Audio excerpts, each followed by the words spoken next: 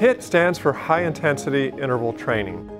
What it involves is exercising in short bursts that lasts anywhere from a few seconds to a few minutes at an intensity that is higher than someone is typically accustomed to, and that is separated by periods of rest.